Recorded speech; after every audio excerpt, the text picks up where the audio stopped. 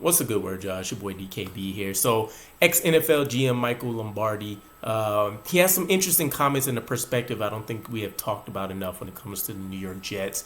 Why this season has exactly failed and kind of the blame around leadership, right? And ultimately wasting a season. And that's the asterisk and the word I would go with when you do, look back on this in NFL history. Rightfully so with Joe Douglas. He never addressed a viable backup option. You want to talk about weapons and offensive line and all that kind of stuff as well. And you can point to opportunities where he probably could have did something there too. But, it starts going from the head down, and not having a viable option behind Aaron Rodgers was ultimately what sank the ship for us, right? Even still looking at this season, there's 2 to 4 wins that we should have right now when you talk about games like the Raiders and the Patriots game, for example, that would have the Jets, either leading for a wild card spot or at least definitely in the conversation right now. So definitely frustrating. And, you have the players like Garrett Wilson and Breece Hall and, the likes of them that are starting to kind of speak up a little bit more about just how they're kind of feeling about how things are falling off the wagon, right? And I do think it's notable that you haven't heard a single player offensively, defensively, coaching-wise or other, that has really backed up Nathaniel Hackett and his scheme outside of Aaron Rodgers. And we know that that's, a buddy BFF type situation. So you would almost expect that, right? We've seen Aaron Rodgers be fiercely protective over his core group of people. Nonetheless, though, Michael Lombardi's point is ultimately, where's the accountability when the New York Jets start self-scouting and trying to identify what went wrong, right?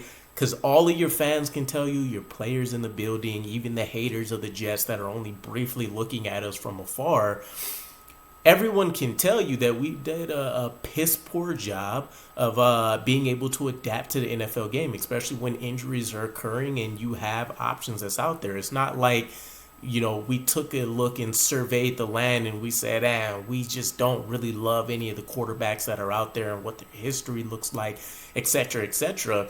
And to Michael Lombardi's point, he probably gave us the best example of an elite coaching job being done this year when he mentioned the Browns head coach Kevin Stefanski, right? Multiple injuries across the place. You're dealing with the whole Deshaun Watson situation. They brought in weapons that should be very successful over there, like an Elijah Moore and, having David Njoku and all that kind of stuff. So the defense being what the defense is, they've adjusted. Multiple injuries to the offensive line. They're still in the hunt. Probably right now I would say he's underrated and should be winning a Coach of the Year award right now when you just take a look at the landscape. Nonetheless, what's the accountability? One of the other interesting perspectives that he brought up and addressed was that we've spent so much time, not we, but the coaching staff, Robert Saleh, Joe Douglas, and whoever else wanted to speak about it. There's been so much talk about how everything was catered and built around Aaron Rodgers that when that went down, everybody was essentially just lost, right? Heading into next year, we've said this ourselves, Jets Flight Squad podcast. I've heard, Jets Central mention it. I've heard the Let's Talk Jets radio guys mention it. Matt O'Leary, Green Bean, plenty of people, right? Next year essentially has to be playoffs at minimum, but essentially we're looking at Super Bowl or bust to make the Aaron Rodgers trade essentially even valid and worth it for the New York Jets, right? As opposed to starting from scratch and trying to form a solid plan around a rookie or something like that. To Michael Lombardi's point, at this point, you're leaving Aaron Rodgers out to dry, right? If he can't go out there and reach a Super Bowl, he can't get you deep into the playoffs, right? The question and the blame now goes to Aaron Rodgers. It's not the head coach's fault that he didn't find an acceptable offensive coordinator and that he allowed his offense to go off the rails and not have solid backup plans in place and, trusted an offensive line coach that many of us have said has driven a lot of our guys into the ground and been a direct cause for injuries. penalties, up the wazoo across the board from essentially all units that aren't the secondary. It's not their fault. It's not Joe Douglas and a lack of action and, inactivity, the entirety of this year. It's not his fault. It'll be Aaron Rodgers. We put so much faith, hope, and expectation in Aaron Rodgers that if we were just one quarterback away and he didn't get the job done, fair. By all means, crucify the guy. We got an aging veteran. The Packers gave us fool's gold. Boo-hoo. It would have been what it is, right? I would have accepted that. But that's not the case. We weren't a quarterback away.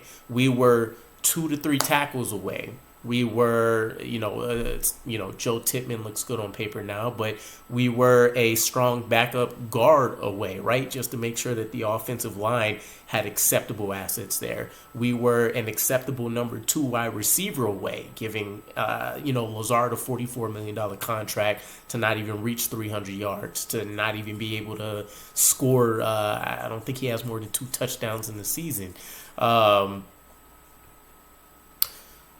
So there were a lot of question marks here, right? And obviously hindsight is 2020.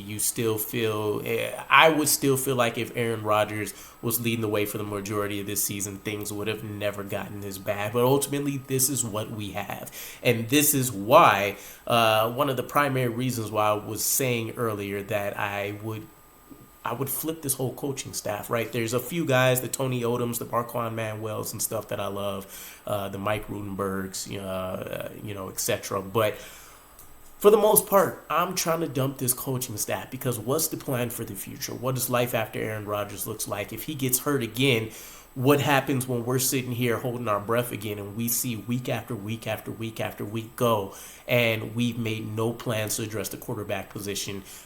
We've settled and we didn't properly address another wide receiver option for us. We've misutilized our running backs for more than half of the year. What happens at that point? I wouldn't know what to tell people. And so, Michael Lombardi commenting about the discipline and the responsibility being completely left and kind of sidestepped and swept under the rug by this organization, I think was perfect. He brought up a book by one of the best head coaches to, come into the NFL, where he mentioned there's no magic formula or singular reason for why a team is going through a losing stretch or a losing season, right? And I couldn't agree more taking a look at things, right?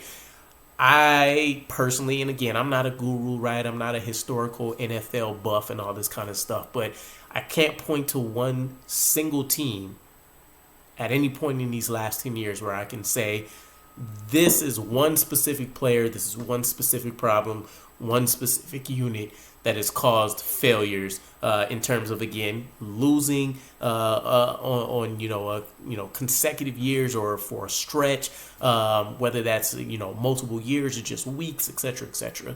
There's no singular reason. In this case, I think the New York Jets have a laundry list of problems that they need to address.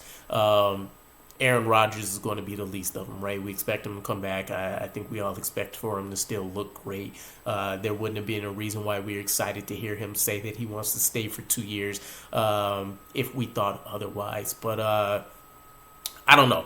As more thoughts from some of these guys that, Michael Lombardi, he's come up in NFL environments, right? Multiple front office positions, GM expertise, et cetera, et cetera. But as I hear more and more of these guys talk, it gets me less and less excited to see us run it back with this staff. And I still think there's changes for sure that would need to be made. But I don't know. To his final point, I think ultimately he joined the show because he had put out somewhat of a viral tweet where he said Jets owner Woody Johnson should just give his franchise to Aaron Rodgers. If he thinks Rodgers' injury is the reason for this year's failure instead of the coach's incompetence, I feel bad for Jets fans. And plenty of people do, right? But ultimately, this is what it feels like. And I've mentioned this before. Aaron Rodgers is running this franchise during his tenure with the New York Jets and not the other way around. At this point, it's Aaron Rodgers, it's Joe Douglas, it's Robert Saleh, then it's Nathaniel Hackett, and everybody else, right? Even Woody Johnson is probably on par with Aaron Rodgers, if not a little bit lower, And I imagine you'll see this as soon as the offseason starts, when we start trying to put together a free agent wish list and we see Devontae Adams at the top and probably a David Bakhtiari, although, definitely great options for us, but, we'll see his influence and blueprint all over the offseason. And that's not the worst thing in the world, right? That's not what I'm broadcasting. You have a legendary quarterback that knows how to have a functional offense. You should listen to him on that side of the ball. But what I'm saying is he'll end up dictating moves, right? Which is not something that we want. But nonetheless, let me know what you guys think. Maybe, again, we're just overdoing this. We don't really have too much else to talk about over the offseason, so I'm pretty, or over the remainder of this season. So the rest of these weeks may just be a festival of NFL experts and the like shitting on us and the job that we've done, but it's rightfully deserved. I don't think you'll see a single fan right now that's happy about any of the money they spent, right? Money to stream the TV shows, money to stream the games, to be able to watch and see the all 22 tapes, have their, personal seated licenses, the parking lot pass and all that good stuff that I heard Green Bean talk about. Nobody's excited about any of this waste of money, right? Jerseys for guys that we feel like maybe leaving the team quicker than we want to see just because of how inept we are. It's a shame, but I lay rest. Let me know what you guys think. I'll catch you guys again. Peace.